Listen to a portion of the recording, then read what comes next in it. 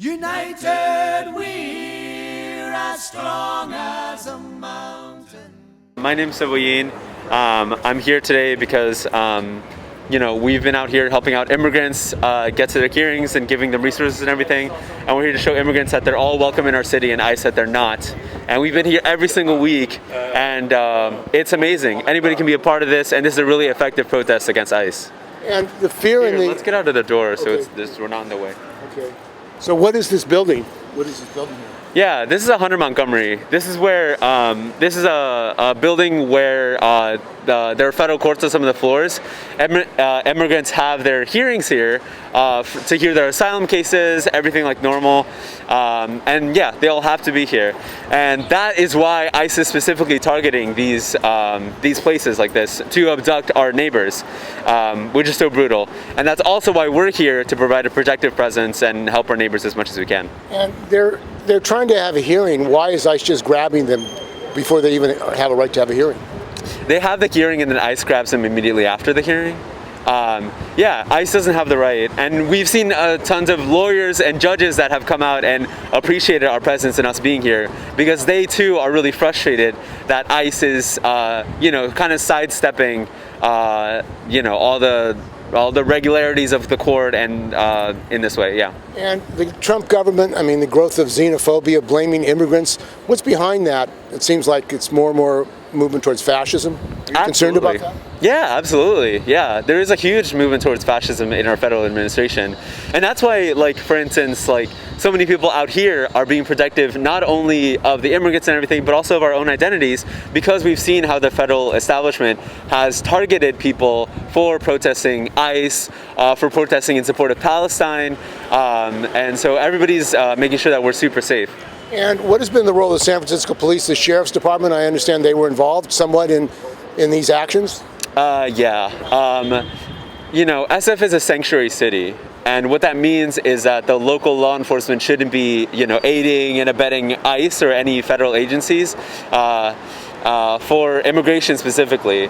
But what we've seen in San Francisco, unfortunately, is that SFPD is completely helping ICE in many different ways.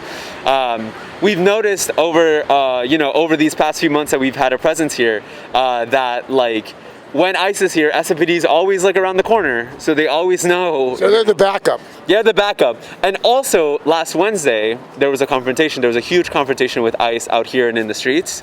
And during that confrontation, the police were heard calling for backup because they said that there were protesters using pepper spray on ICE agents, which is funny, one, because it completely is very blatantly and clearly calling for backup for helping ICE, and then two, because it's completely false, and actually ICE had been the one that pepper sprayed our protesters last Wednesday. So isn't that against the policy of the San Francisco city government to help ICE in their detentions and grabbing of immigrants? Absolutely. So many people in our city believe that the police are here to protect us, the citizens that live here. And the fact that ICE is here and able to abduct people is a clear, violation of that. So a lot of people think, why aren't they protecting us as they theoretically should? And why, in fact, are they continuing to support ICE and help them in this way? About a month ago, the SFPD, deputy sheriff even said, in response to the protests, I can't stand by and watch a fellow enforcement officer be brutalized, talking about ICE. So it just goes to show how backwards it is. Our local government really needs to grow a backbone and rein in SFPD and stop them from collaborating with ICE. They really need to do that. Well, Mayor Lurie, from the Levi Skyen company, the owner is billionaire. Yeah. He seems to have taking his pathway from the federal government. Do you think he's following Trump's advice? Yeah, for sure.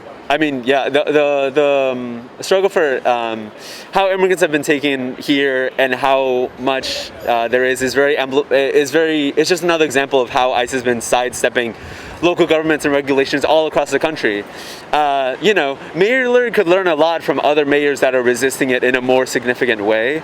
I'm thinking about mayors like the mayor of Boston, who like very publicly like denounced ICE and what they were doing on the streets, and said that she would do what she could to like prevent these abductions from continuing. And even that is just something that I heard her say in a press conference.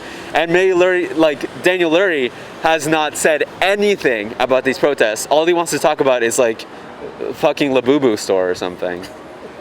Okay, thank you. What can people do who want to support your efforts? Yeah, I would love if more people joined us. I heard about these protests just through social media and through my neighbors, and then started showing up about a month ago. What neighborhood do you live in? I live in the Mission. Anybody can be a part of this.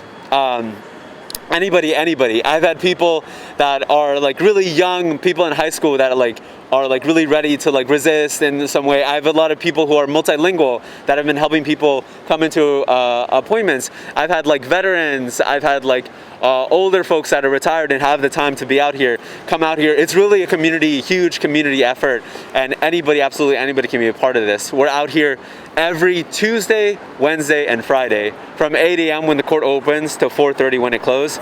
Anytime that folks can come out here and join us, and I would love to get to meet you. Yeah. Okay, thank you. Hey, thanks.